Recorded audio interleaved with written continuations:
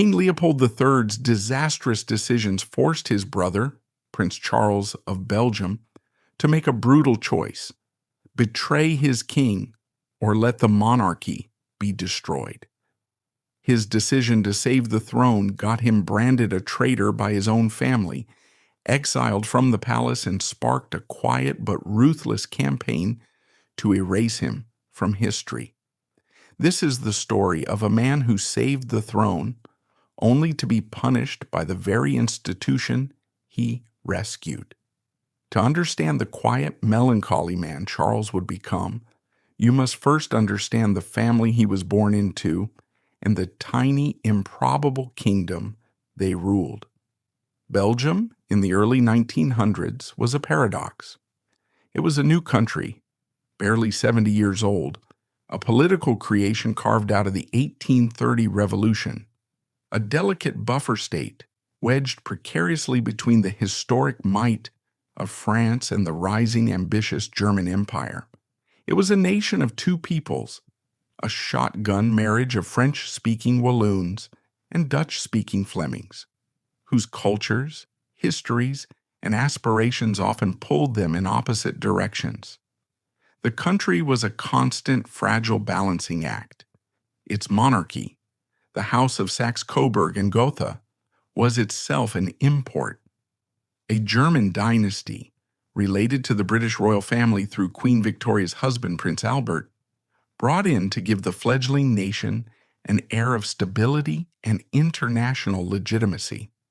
The first king, Leopold I, had been a shrewd political operator. His son, Leopold II, had been a notorious and brutal empire builder in the Congo. The man on the throne when Charles was born was his grandnephew, Albert I. And Albert, along with his wife, Queen Elizabeth, would redefine what it meant to be a Belgian monarch. They were not just rulers. They were, in the modern sense, celebrities, icons. King Albert I was a giant of a man, physically imposing yet known for his quiet intellect, his serious-minded devotion to duty, and his surprisingly modest, almost bourgeois, lifestyle. He was a thinker, a scholar, a man who felt the immense weight of his constitutional role. His wife Elizabeth was his perfect counterpart, a Bavarian duchess from the artistic and eccentric Wittelsbach dynasty. She was a free spirit trapped in the rigid confines of court life. She was a passionate violinist, a sculptor, a photographer, and a patron of the arts, who cultivated friendships with the likes of Albert Einstein and Jean Cocteau. She brought a bohemian flair and intellectual curiosity to the stiff Belgian court. Together they projected an image of a modern, devoted, and accessible royal family. They were often seen cycling in public parks or walking their dogs, a calculated performance of normality that endeared them to their people. Into this celebrated family, 3 children were born. First, in 1901, came Leopold, the heir. From the moment of his birth, his path was set. He was Leopold, Duke of Brabant, the future king of the Belgians, and his entire childhood would be a carefully managed apprenticeship for the throne. Then, on October 10, 1903, a second son was born, Charles Theodore Henri Antoine Meinrad. He was given the ancient title Count of Flanders. He was the spare. And that simple accident of birth, of arriving 2 years after his brother, would dictate the entire trajectory of his life. His role was undefined, his future uncertain. His primary duty was simply to exist as a backup, a constitutional insurance policy. Finally, in 1906, a daughter, Marie-Josée, completed the family. She too had a defined purpose. She would be married off to a foreign royal house to cement a strategic alliance. It was Charles, the boy in the middle, who was born into a state of royal limbo. The children's upbringing was one of immense privilege, but also of strict, almost Spartan discipline. Their father, King Albert, believed in a rigorous education and physical hardship. Their days at the Palace of Lecken were a structured routine of lessons with tutors, language instruction in French, Dutch, German, and English, and formal appearances. Leopold, the serious, dutiful heir, seemed to thrive under this pressure, or at least to accept it as his destiny. He was groomed from childhood to interact with ministers, to understand statecraft, to be the future embodiment of the nation. Charles was different, quieter, more sensitive, and possessed of his mother's artistic temperament. He was often an observer on the sidelines of his own family. He was intellectually curious, but found the rigid formality of court life suffocating.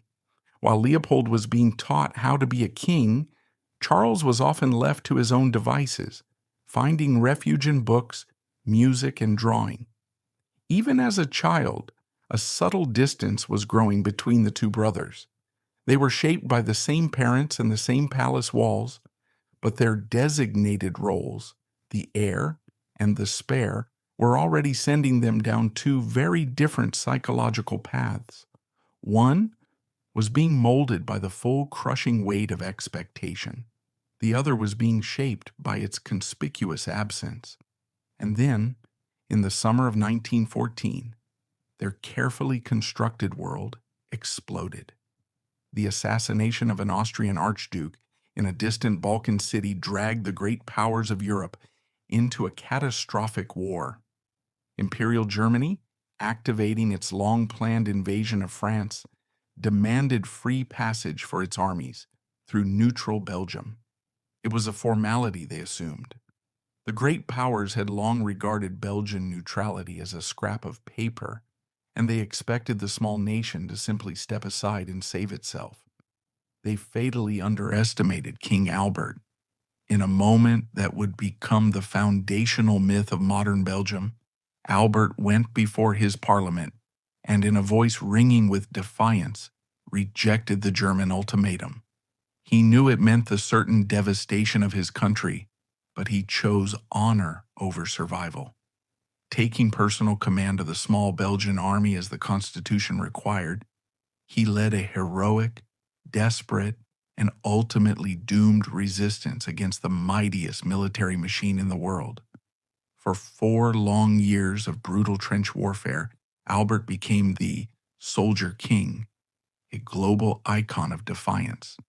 He refused to abandon his country, commanding his troops from a tiny, unoccupied sliver of Belgian territory near the French border, a muddy patch of land that became the symbol of a nation's unbroken will. Queen Elizabeth, equally courageous, transformed herself into a frontline nurse, earning the name the Red Cross Queen for her tireless work tending to the wounded in makeshift hospitals just behind the lines. For their children, the war was a brutal and dislocating trauma. The family was torn apart. For their safety, the 3 royal children were sent away, first to Antwerp, and then, as the German advance became unstoppable, they were evacuated to the safety of England. They were effectively living in exile, evacuated to the safety of England, and living in the care of relatives and guardians, receiving only sporadic news from their parents on the front lines. The world of palaces and protocol had been replaced by the frightening reality of exile. It was during this period of exile that a decision was made that would alter the course of Prince Charles's life forever and set him on a path starkly different from his brothers. While Leopold, as the heir to the throne, remained on the continent, eventually joining the Belgian army at the front as a young private to share in the experience of his future subjects, Charles was sent elsewhere. He was enrolled in the British education system, and not just any school. At the age of 14, the second in line to the Belgian throne was sent to the Royal Naval College Osborne on the Isle of Wight, and later to Dartmouth to be trained as a midshipman in the British Royal Navy. It was an extraordinary, almost bizarre decision.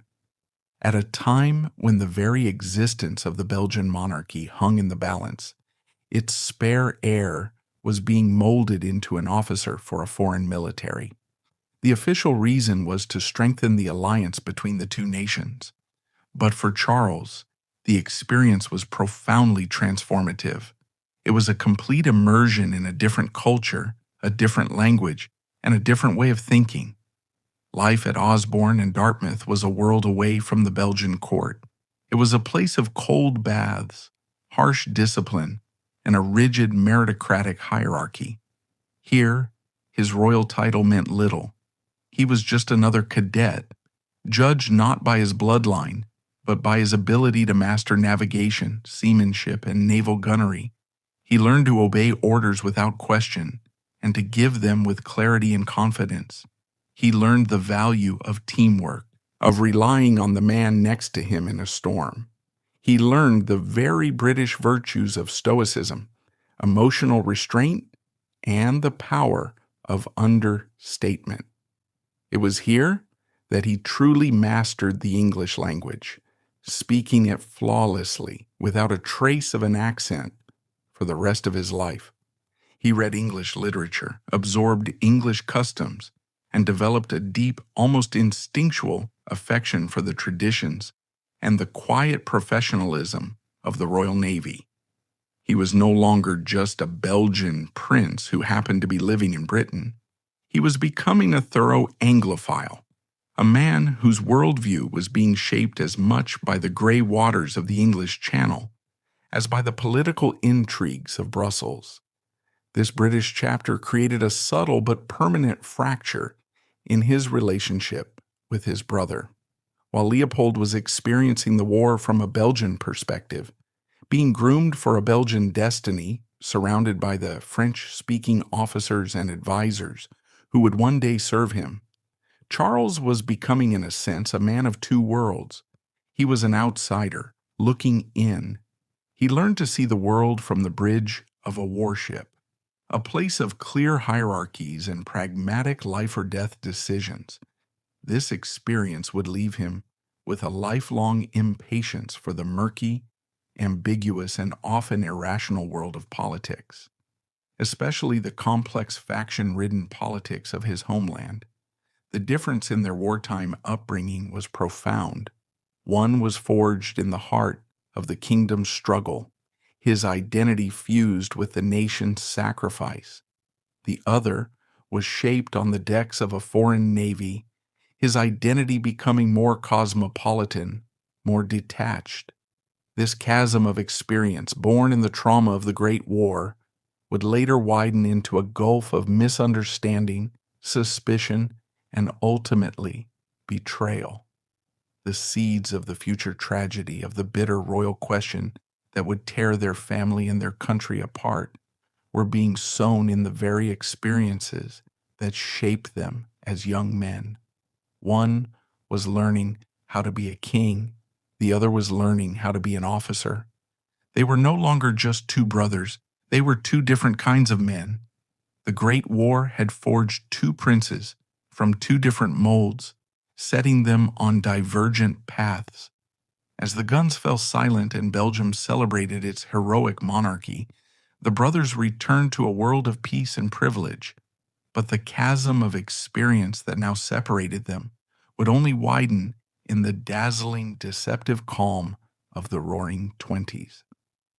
For while one brother was destined for a storybook marriage and the center stage of national life, the other, the man of the sea, would find that peacetime offered only a gilded cage, a life of aimless searching that would be shattered by a double tragedy, plunging the kingdom and the crown into darkness once more.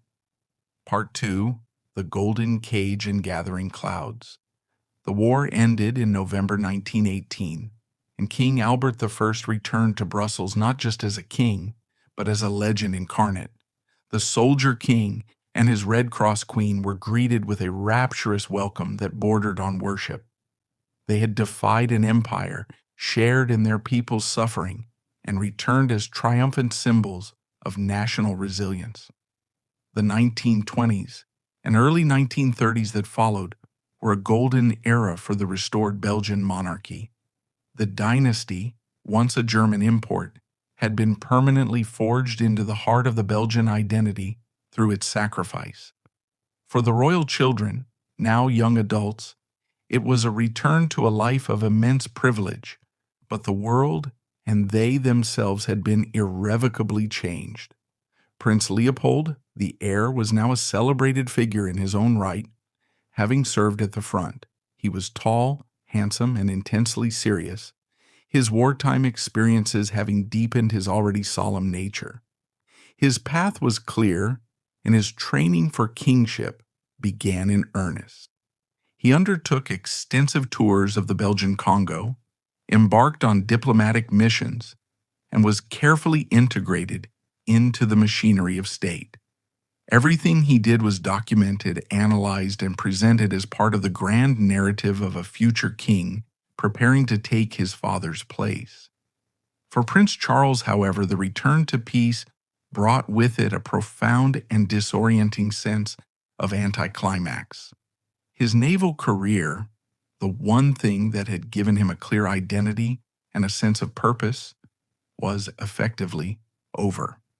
Belgium had only a tiny navy, a coastal defense force with no real role for a prince trained in the grand traditions of the British fleet.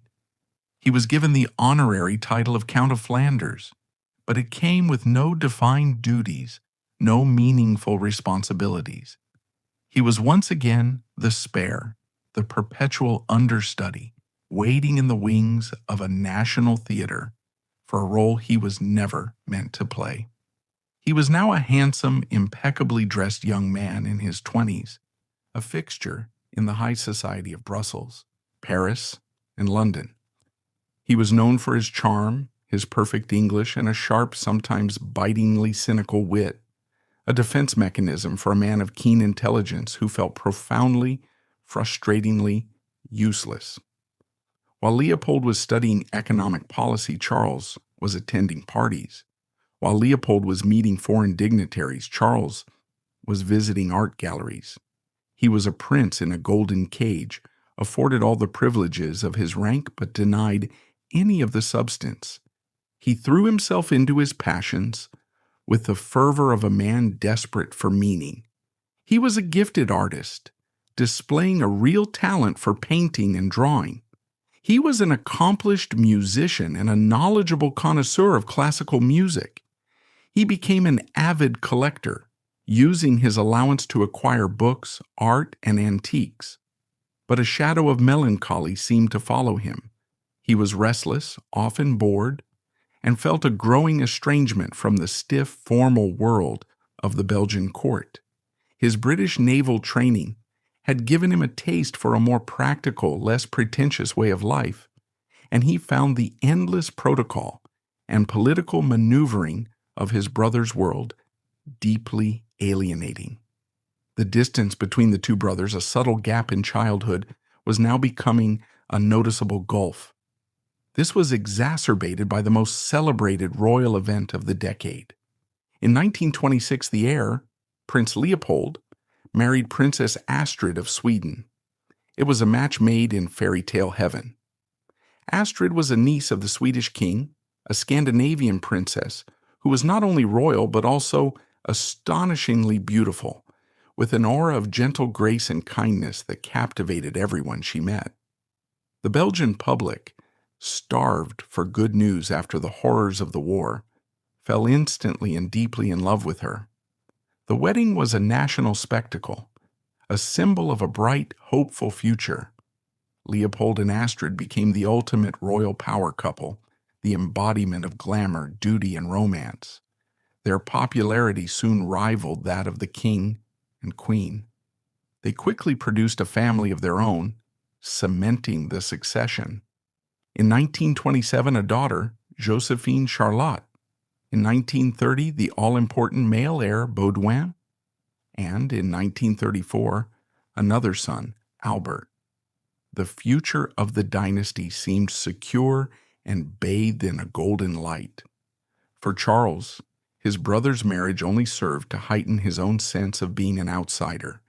The court now revolved around Leopold and his perfect family. Charles, the bachelor prince, was pushed further to the margins.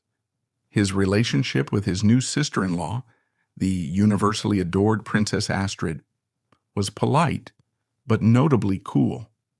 While the world saw her as a saint, Charles, according to close friends, found her to be more reserved, more formal, and more concerned with etiquette than her public image suggested.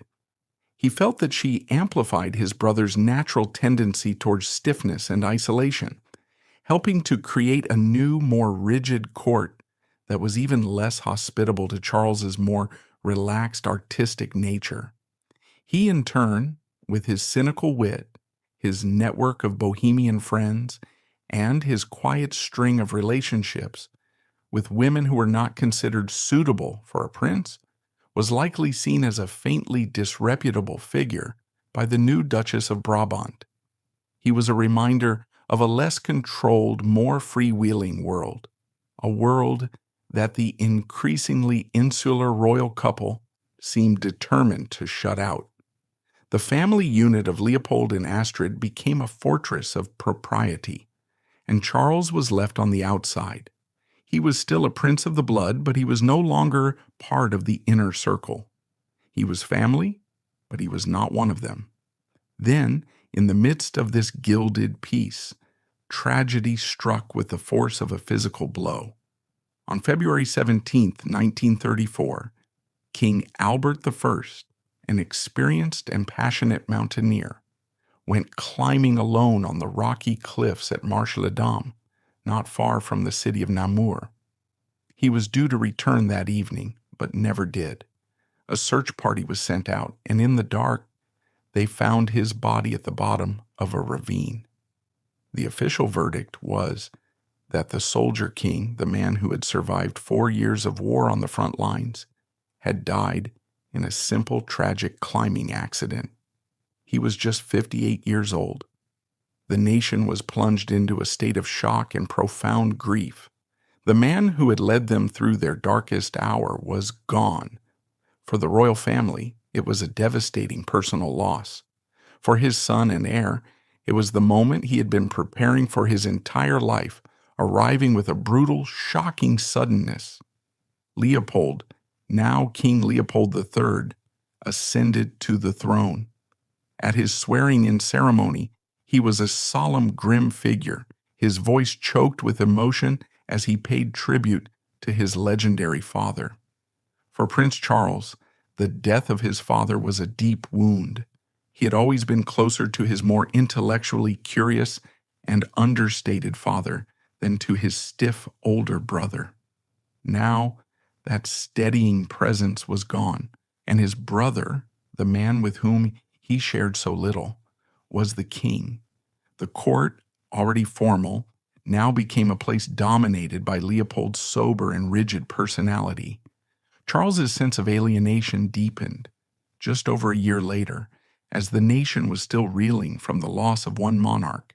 It was struck by an even more unthinkable horror. In August 1935, King Leopold III, his wife Queen Astrid, and their children were on a private holiday in Switzerland, staying at their villa near Lake Lucerne. On the morning of August 29th, the king and queen decided to go for one last drive before returning home. Leopold was at the wheel of their Packard convertible, Astrid beside him with a map. According to Leopold's later account, he was momentarily distracted by something she pointed out on the map. He lost control of the car on the narrow, winding lakeside road.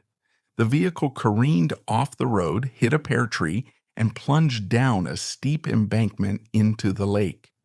Queen Astrid was thrown from the car, her head striking the trunk of the tree. She was killed instantly. The king was also thrown from the car but suffered only minor injuries. He crawled from the wreckage, dazed and bleeding, to find the body of his wife, the 29-year-old mother of his 3 small children, lying dead on the grass. The death of the Snow Queen, the fairy tale princess who had captured the heart of a nation, was a trauma from which Belgium would take decades to recover. The public grief was immense, a collective cry of disbelief and pain. But for King Leopold III, it was a personal apocalypse. He was consumed by a grief so profound and a guilt so overwhelming that it would change him forever. He had been at the wheel. It was his momentary lapse of concentration that had killed his beloved wife. This personal burden of guilt would harden him, turning him even further inward, making him more solitary, more mistrustful, and more convinced of his own tragic destiny. The fairy tale was over. The golden years of the Belgian monarchy had ended in a dark, twisted wreck of steel and sorrow on the shore of a Swiss lake. For Prince Charles, the death of his adored sister-in-law was yet another devastating blow that pushed him further into the shadows. The Belgian court was now a place of perpetual mourning, dominated by the grim, haunted figure of his widowed brother. Leopold's grief became the organizing principle of the entire monarchy. The palace was draped in black, its mood somber and oppressive. Charles continued his life as the kingdom's most eligible royal bachelor, his official duties still minimal. His real life lived in the private sphere, away from the public's gaze. He craved normality, a life away from the rigid, sorrowful constraints of the palace, but his birthright made that impossible. He was a man of intelligence and talent, with nothing meaningful to do but watch as his brother ruled, and Europe began its slow, inexorable slide towards another war. But as the 1930s wore on and the aggressive posturing of Adolf Hitler's Germany became impossible to ignore, King Leopold III, the grieving widow, would have to make a series of critical decisions about his country's foreign policy. Those decisions, born of his own rigid character and tragic personal history, would not only endanger his country, but would also create a crisis so profound that it would fall to his forgotten brother, the artistic, sidelined, substitute prince, to pick up the pieces of a shattered kingdom and a broken crown. The stage was being set for a tragedy that would be not just personal, but national. The fairy tale had ended in a twisted wreck of steel and sorrow. The personal tragedies that befell the royal family had not just broken a man, they had forged a new kind of king in Leopold, one who was grim, solitary, and unbending in his convictions. As the clouds of war gathered over Europe once more, this was the monarch who would have to face Adolf Hitler. His decisions, born from a crucible of grief and a rigid code of honor, would set him on a collision course with his government, his allies, and ultimately his own brother, leading to a catastrophic surrender that would seal his fate and thrust the silent prince into the center of the storm. Part 3: The King's Surrender, the Prince's Silence. Throughout the late 1930s, as the drumbeat of war grew louder across Europe, the Kingdom of Belgium clung to a desperate hope: neutrality. It was a policy born of trauma. The memory of the devastation of the Great War, of the 4 years of brutal occupation, and the loss of a generation was seared into the national consciousness. Never again was the solemn vow. To ensure this, Belgium, in 1936, formally renounced its military alliance with France and declared a policy of absolute and armed independence. It would be friendly to all and allied with none. Its hope was that by promising to be no threat to Germany, Germany would in turn leave it alone. King Leopold III was not just a supporter of this policy, he was its chief architect and most passionate advocate. His entire political identity was staked on the belief that neutrality was the only way to save his people from another slaughter. He pursued this course with the rigid, unbending single-mindedness that had come to define his character. He saw it as his sacred duty, a solemn promise made to the memory of his father and the millions who had suffered in the last war. He personally lobbied other small European nations to form a bloc of neutrals, hoping that in collective non-alignment there might be safety. But it was a policy built on a fatal misreading of the man in Berlin. Adolf Hitler did not respect legal declarations or historical precedents. He respected only strength, and he saw neutrality not as a principled stance, but as a symptom of weakness, a convenience to be swept aside when the time was right. Prince Charles, from his position on the sidelines, watched his brother's diplomatic efforts with a growing sense of dread. His British naval training and his network of English friends gave him a different perspective. He saw the folly in believing that Hitler could be appeased or contained by legalistic arguments. He understood with a clarity that seemed to elude the Belgian government that a storm was coming that would spare no one, regardless of their declared neutrality. He saw his brother's policy not as a wise strategy for peace, but as a dangerous self-delusion, a prayer whispered in the face of a hurricane. The two brothers, living in the same palace, now inhabited two entirely different realities. Leopold's was a world of diplomatic hope. Charles's was one of grim, pragmatic realism. On May 10, 1940, the hurricane made landfall. Without a declaration of war, in the early hours of the morning, Hitler's war machine was unleashed upon Belgium, the Netherlands, and Luxembourg. It was a new kind of war, a war of terrifying speed and brutality called the Blitzkrieg, the Lightning War. German paratroopers seized key bridges, and the supposedly impregnable fortress of Eben-Emael was neutralized in a matter of hours by a handful of glider-borne commandos. The main German armored columns smashed through the Ardennes forest, a region the Allied High Command had foolishly deemed impassable. The Belgian army, along with the much larger French and British expeditionary forces that had rushed to its aid, was caught completely off guard. They had prepared for a repeat of the static trench warfare of 1914. They were facing a war of fluid, overwhelming motion. King Leopold III, true to the Constitution and the example of his father, immediately took personal command of his armies. He was once again a soldier king, sharing the dangers of the front with his men. Prince Charles, too, put on his uniform and joined his brother at the military headquarters, ready to do his duty. But the campaign was a disaster from the start.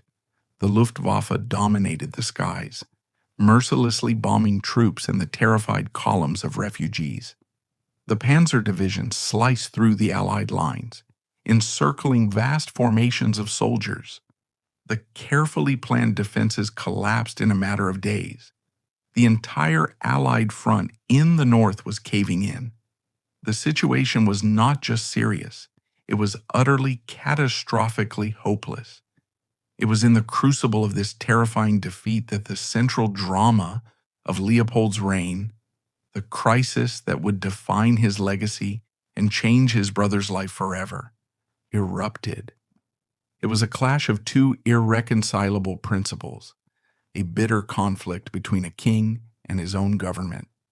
The Belgian ministers, led by the stern and principled Prime Minister Hubert Pierlot, were seasoned politicians. They could see the military reality with cold clarity. The battle for Belgium was lost. The battle for France was on the verge of being lost. The only logical course of action, they argued, was for the king, as the symbol of the free Belgian state, to flee with them. They would go to France and then, if necessary, to London to establish a government in exile. This was not an act of cowardice, they insisted. It was a constitutional necessity. The Dutch Queen Wilhelmina had already done so. As long as the king was free, his government could continue to command the nation's vast resources abroad, its gold reserves, its merchant fleet, and its huge colony in the Congo. As long as the king was free, Belgium would remain a recognized ally in the war against Hitler. The fight would go on. Leopold fundamentally and violently disagreed. His entire being recoiled at the idea of leaving. He was a soldier, and a soldier does not abandon his army in the field. He was a king, and a king does not desert his people in their hour of greatest need. He was haunted by the towering memory of his father, the king who had stayed. To flee, in his mind, was a shameful act of desertion, a betrayal of his military oath and his royal duty. He also believed, with a deep pessimism that bordered on defeatism, that the war was already lost for everyone. He saw Germany as the inevitable victor and believed Britain would soon be forced to sue for peace. To go to London, therefore, was pointless. His duty, he argued, was to remain in Belgium, to become a prisoner with his soldiers, and to use his moral authority as king to protect his people from the worst excesses of the coming German occupation. It was a clash between two worlds. The government saw the king as a legal entity, the embodiment of a state that must be preserved. Leopold saw himself as a man bound by a personal code of honor. The ministers were thinking about the long-term strategic war. The king was thinking about the immediate fate of his surrounded army. The final meetings between the king and his ministers, held in the grim atmosphere of Winnendale Castle in the final days of the campaign, were filled with raw, desperate emotion. The Prime Minister, Hubert Pirlo, pleaded with his sovereign. He reminded him that under the Belgian constitution, if a king becomes a prisoner of the enemy, he is declared unable to reign. All his authority would cease. To deliberately become a prisoner was to deliberately abdicate his constitutional role. The king was unmoved. The arguments became bitter, personal. The ministers accused the king of acting like an autocrat. The king accused his ministers of cowardice. Prince Charles was a silent, anguished witness to these terrible confrontations. He understood the government's position. His British training, his pragmatic worldview, told him that continuing the fight from abroad was the only logical, honorable course. He personally wanted to leave with the ministers and join the Allied cause, but he was a prince of the blood, and his brother was the king. When Charles indicated his desire to leave, Leopold flatly forbade it. His duty, the king commanded, was to stay with him. Charles was forced to obey. He was trapped by the very family hierarchy he had so often resented. On May 25, 1940, the final explosive meeting took place. The ministers made one last desperate appeal. When Leopold again refused, they formally warned him that if he stayed, they would have no choice but to publicly disavow his actions. They then departed for Paris, their relationship with their king completely shattered.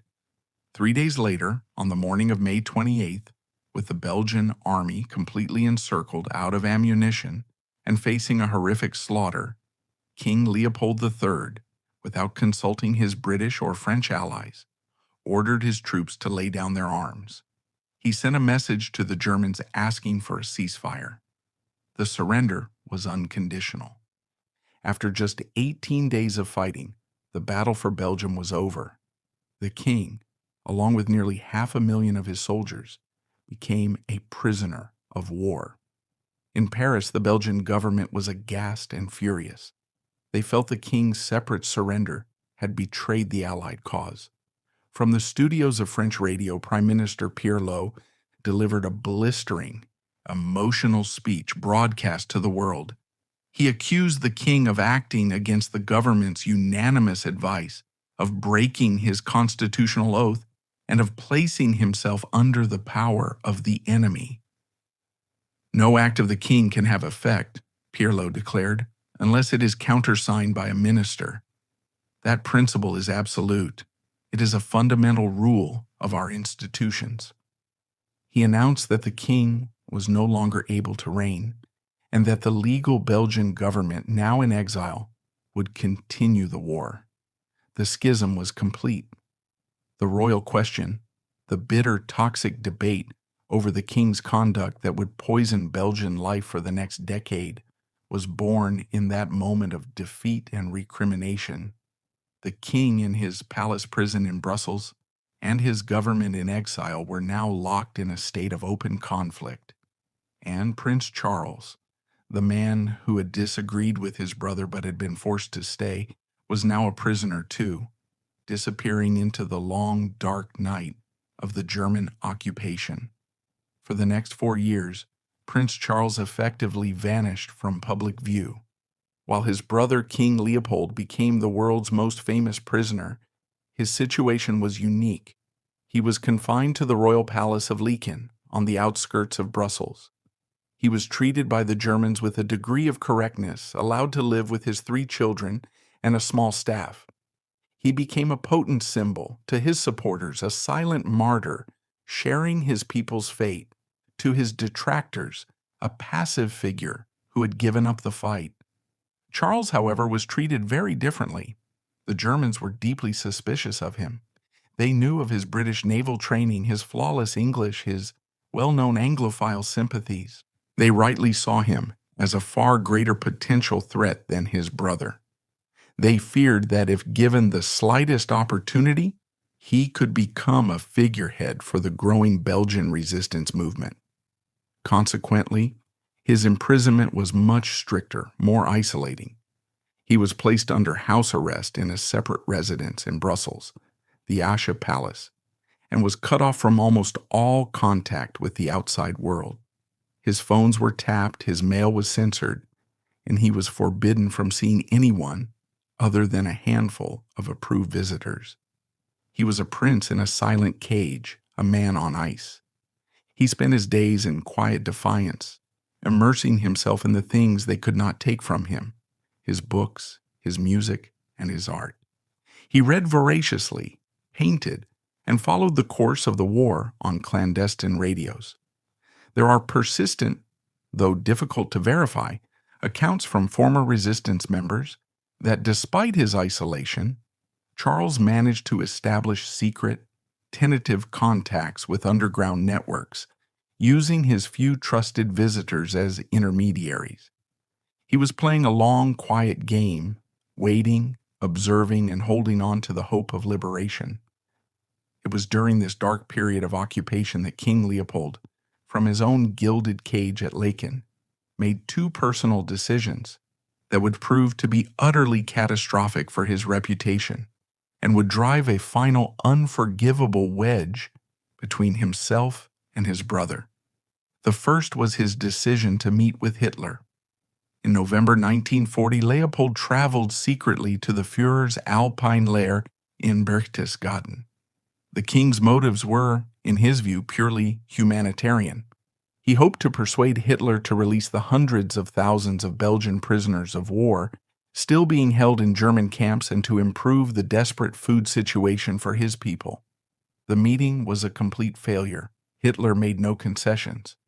But the propaganda value for the Nazi regime was immense. The images and news of the Belgian king meeting with the Führer were broadcast across Europe. To a world at war, the nuance of the situation was lost. The image was simple and damning. The captive king in a private audience with his nation's conqueror.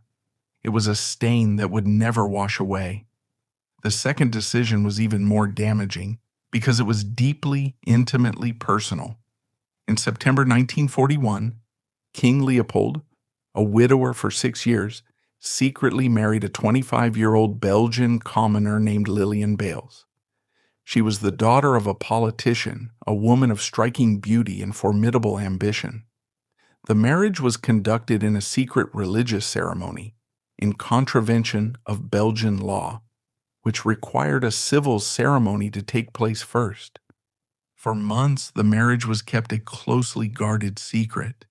When it was finally announced to the public in December, the news was a bombshell that exploded with devastating force.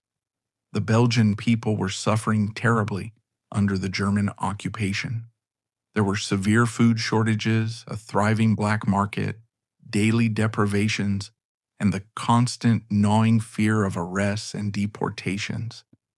And into this world of suffering came the news that their king, the man who was meant to be the ultimate symbol of their shared martyrdom, had found personal love and happiness.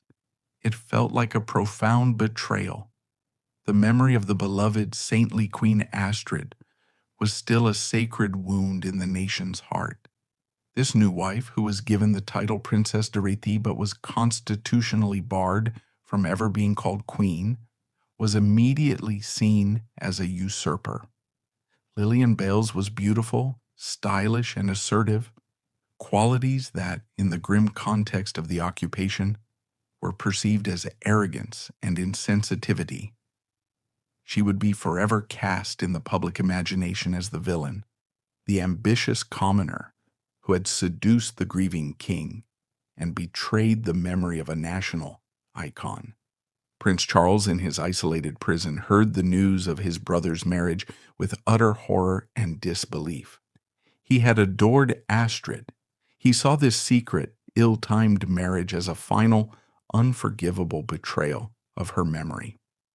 More than that, as a man with a keen political sense, he immediately understood the catastrophic nature of the error. It was a public relations disaster of the highest order, an act of supreme political deafness. It confirmed for him that his brother was not just stubborn, but was living in a world of his own, incapable of understanding the feelings of his people or the political consequences of his actions. From that moment on, the cool, distant relationship between the two brothers was poisoned beyond repair. It was a personal wound that would never heal. Charles knew with a chilling certainty that if and when the war ever ended, his brother's actions, the surrender, the meeting with Hitler, and now this disastrous marriage, had made it all but impossible for him to ever reign again. The royal question was no longer just a political debate. It was now a deep emotional and very personal family rift. He just didn't yet realize that he would be the one forced to try and bridge it. For 4 years, the kingdom had held its breath under the weight of occupation, its king a prisoner in his palace, its spare prince a ghost in his own city. The disastrous decisions made in the dark of war had irrevocably damaged the crown and shattered the bond between the two brothers. Now, as the thunder of Allied guns announced the dawn of liberation, the long silence was about to be broken. But with the nation free and its king a captive in the heart of the collapsing Reich, a new crisis emerged from the rubble. Belgium was headless. The state needed a leader, and all eyes would turn to the one man who had been forced to stay, the reluctant prince who would be asked to step out of the shadows and into the impossible role of saving the very institution his brother had brought to the brink. Part 4. The Reluctant Regent. In September 1944, after 4 long years of oppressive silence, the sound of freedom returned to Belgium. The Allied armies, having broken out of Normandy, swept across France and into the Low Countries with astonishing speed. The German occupiers, who had ruled with an iron fist, either fled in disarray or were quickly rounded up. The liberation of Brussels was a carnival of joy, a cathartic release of pent-up hope and defiance. But as the initial euphoria began to subside, it was replaced by a profound sense of uncertainty and a looming political crisis. The nation was free, but it was headless. The king was gone. As the Allied armies had approached, the Germans, determined not to let their most prominent prisoner fall into enemy hands, had acted swiftly. In June, shortly after D-Day, King Leopold III, his wife the Princess de Réti, and his children were abruptly evacuated from their palace at Laeken. They were bundled onto a train and transported first to a grim fortress at Hirschstein in Germany. And then later, as the Reich itself began to crumble, they were moved to Strobel, a small town in Austria. He was no longer a prisoner in his own kingdom. He was now a hostage in the heart of a collapsing empire, his fate completely unknown. Into this power vacuum, the members of the Belgian government in exile returned from London. They were greeted as heroes, the men who had kept the flame of Belgian resistance alive, the legitimate authorities who had never surrendered. Their leader, Prime Minister Hubert Pirlo, a man of stern integrity, now faced the monumental task of re-establishing a functioning state. The country was a mess. Its economy was in ruins, its infrastructure shattered by war and sabotage. The population was near starvation, and simmering just beneath the surface of liberation joy was the poison of recrimination, the urgent, angry need to deal with the thousands who had collaborated with the enemy. The government's first, most pressing constitutional problem was the absence of a head of state. With the king a prisoner of the enemy and his location unknown, he was, as they had warned him 4 long years before, in the desperate hours at Winnendale Castle, constitutionally unable to reign. The machinery of government, the signing of laws, the appointment of ministers, the command of the armed forces all required a sovereign or a legal substitute. A regency was not just a political option, it was a constitutional necessity. And in all of Belgium, there was only one logical, legitimate, and available candidate, his younger brother, Prince Charles, Count of Flanders. As soon as Brussels was liberated, a delegation of ministers made their way to the residence where Charles had been held, under house arrest. They found a man who was physically and emotionally drained by his long isolation, but whose mind was sharp and whose understanding of the political situation was remarkably acute. For 4 years, he had been a silent observer, reading, listening to clandestine radios, and piecing together the political puzzle. He knew perhaps better than anyone the depth of the divisions that his brother's actions had caused. He did not want the job. The very idea of becoming regent was abhorrent to him. It was a role that would force him into the center of the political hurricane he had always sought to avoid. It would require him to govern a country that was not only devastated by war, but also deeply, venomously divided over the conduct of his own brother. Accepting the regency, he knew, would be seen by Leopold and his supporters as the ultimate act of betrayal, as a usurpation of the throne. He was being asked to choose between his brother and his country, the very choice he had been dreading for years. The politicians pleaded with him. They argued that it was his constitutional duty. He was the only person with the royal blood and the legal standing to hold the state together. Without a regent, the country could descend into chaos, and the monarchy itself, already tarnished by the king's actions, might be abolished entirely. To save the dynasty, they argued, he had to step in. It was a heavy, painful argument, and it was one he could not refuse.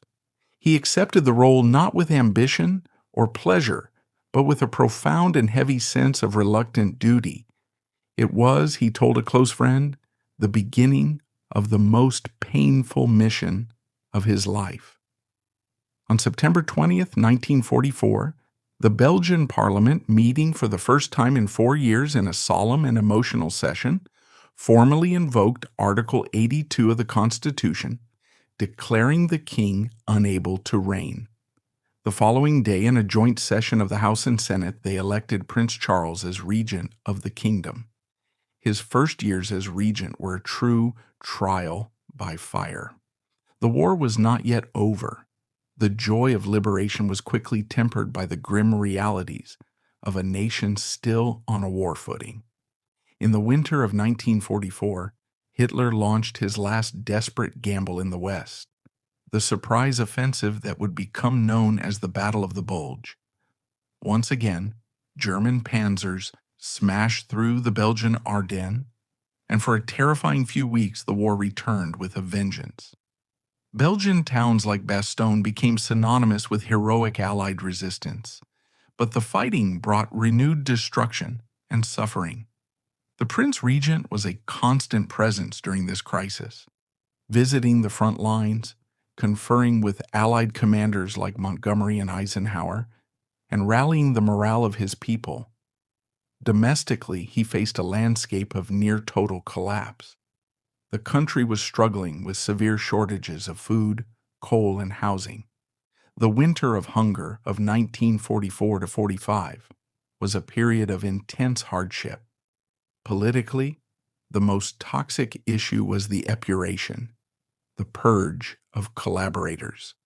The desire for revenge against those who had aided the Germans was a powerful and volatile force.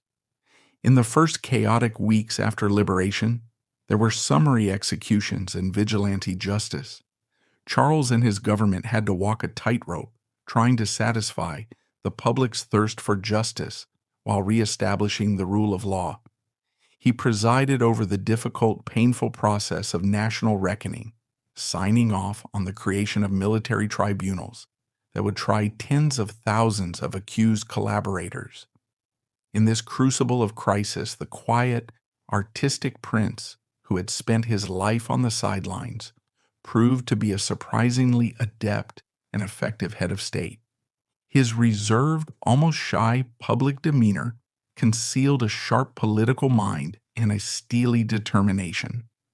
Unlike his brother, whose autocratic tendencies had led to disaster, Charles possessed a deep instinctual understanding of the delicate role of a constitutional monarch. He saw himself not as a ruler, but as a referee, an impartial arbiter who stood above the political fray. He listened to his ministers.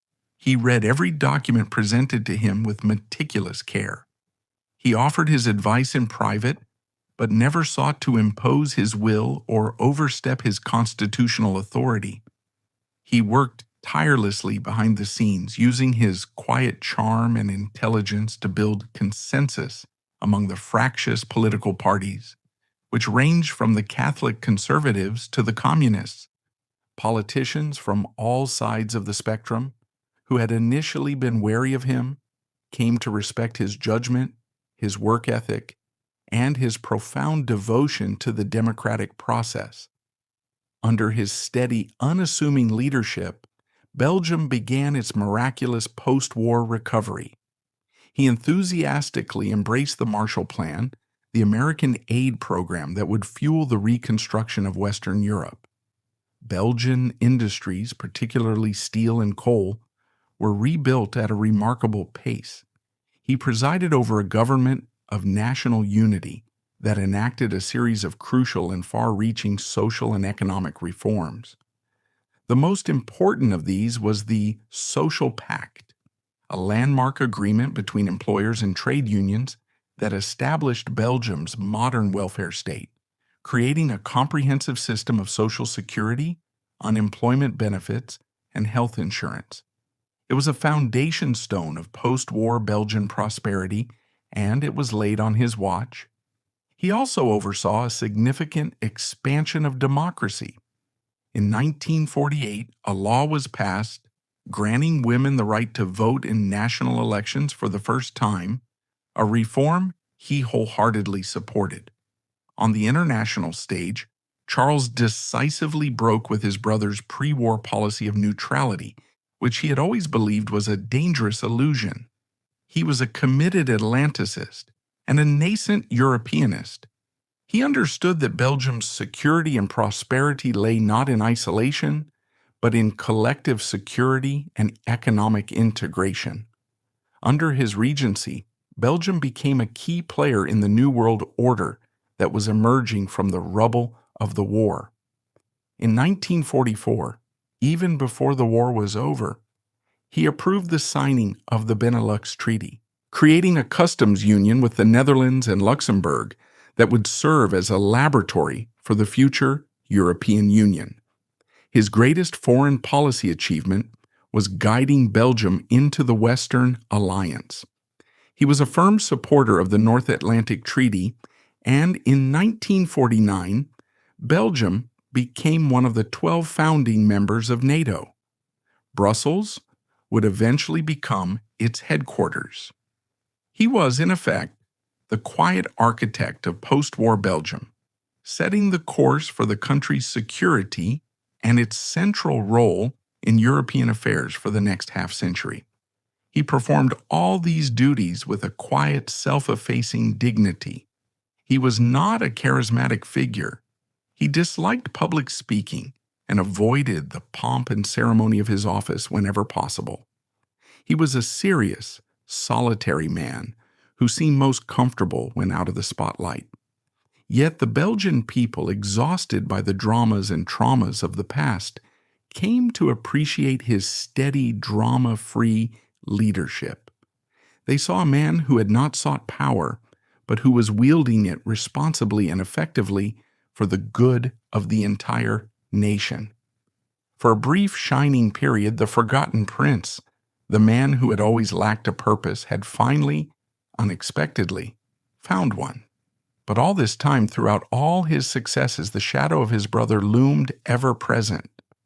In May 1945, as the final victory was declared in Europe, King Leopold III and his family were liberated by American forces in Austria.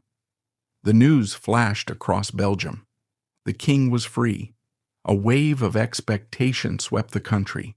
Surely he would now return and resume his throne. The regency would end. But it was not to be. The government in Brussels, now led by the socialist politician Achille van Acker, was deeply divided. While many felt the king should return, the socialists, communists, and many liberals were adamantly opposed. The wounds of 1940 were still raw. The royal question, which had been dormant during the final year of the war, now erupted with renewed fury. The government, with Prince Charles's tacit and agonized approval, informed the king that the political situation in Belgium was too volatile for his immediate return. They insisted that the question of his reign must first be settled by Parliament and the people. Leopold was stunned and furious. He was a free man, a king who had been liberated, and yet he was being barred from his own kingdom by his own ministers. He was forced to remain in exile, taking up residence in a villa near Geneva, in Switzerland. He was no longer a prisoner of the Germans. He was now a political exile, kept at a distance by his own government. The battle for the crown had officially begun, and Prince Charles, the Regent, the man who had worked so hard to restore stability and unity, was now caught squarely and tragically in the middle. He was the acting head of state, and the central political question facing the state was the fate of his own brother. His every action, his every word, would now be scrutinized by two warring factions. To the anti-Leopoldists, he was the symbol of a stable democratic alternative to a compromised king. To the passionate supporters of Leopold, he was beginning to look less like a caretaker and more like a usurper, a weak-willed man colluding with his brother's enemies to keep him from his rightful throne. His painful mission was about to enter its most agonizing phase. The quiet, unassuming prince had proven to be the leader his nation desperately needed, a steady hand guiding Belgium from the ruins of war toward a stable, prosperous future. But every brick laid, every treaty signed, was done under the immense, looming shadow of his brother. With the end of the war and the liberation of the king, the temporary peace was over. The fundamental conflict, postponed but never resolved, now erupted with full force. The question was no longer about reconstruction, but about the very soul of the monarchy. The nation would be torn in two, and the regent, whose only wish was to unite it, would find himself caught in the crossfire of a bitter brothers' war. After World War II, Belgium found not peace, but a cold civil war fought over a single question. Should King Leopold III return to the throne? This royal question tore the nation apart, becoming a bitter feud between brothers. The conservative, Catholic, Dutch-speaking North Flanders supported the king they saw as a martyr. The socialist, French-speaking South, Wallonia, saw him as an autocrat who had betrayed the Allies. From his exile in Switzerland, Leopold only worsened the situation. Surrounded by loyalists, he refused any compromise and published his arrogant political testament, in which he criticized the government and the Allies without a hint of apology. This act extinguished any hope of reconciliation. At the center of the storm was Prince Regent Charles, trapped between loyalty to his brother and duty to his country. His trips to Switzerland to convince Leopold to abdicate in favor of his son, Baudouin, failed amidst coldness and suspicion. Charles realized his brother was completely out of touch and that his return would be a catastrophe. In 1950, a risky national referendum was held. Although 57% of the total vote favored the king's return, it exposed a fatal divide. Flanders voted overwhelmingly yes, while Wallonia and Brussels voted no. Despite this, the government brought Leopold back. Immediately, Wallonia erupted in a general strike and riots. When the gendarmerie fired on protesters at Grace-Berleur, killing 4, Belgium stood on the brink of civil war. After just 10 chaotic days, Leopold was finally forced to face reality, transferring his powers to his son and officially abdicating a year later. The royal question was over, but for Charles, who had kept the country from collapsing, his public life was also finished. With Baudouin on the throne, a fragile peace was established, but it had no place for Charles. With Leopold still influential behind the scenes, Charles was seen as an embarrassing reminder of the family's division. A quiet but ruthless policy of erasure began. He was excluded from royal events, and his 6 years of dedicated service as regent were downplayed in official histories.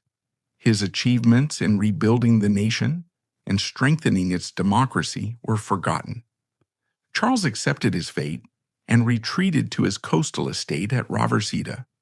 There, he lived out his days in solitude, adopting the name Karel van Vlaanderen and dedicating himself to painting.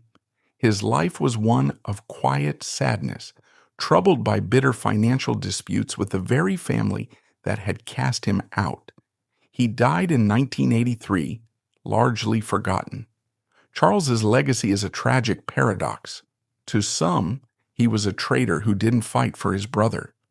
But a more objective view reveals him as a true constitutionalist who put the nation's stability before his family's pride.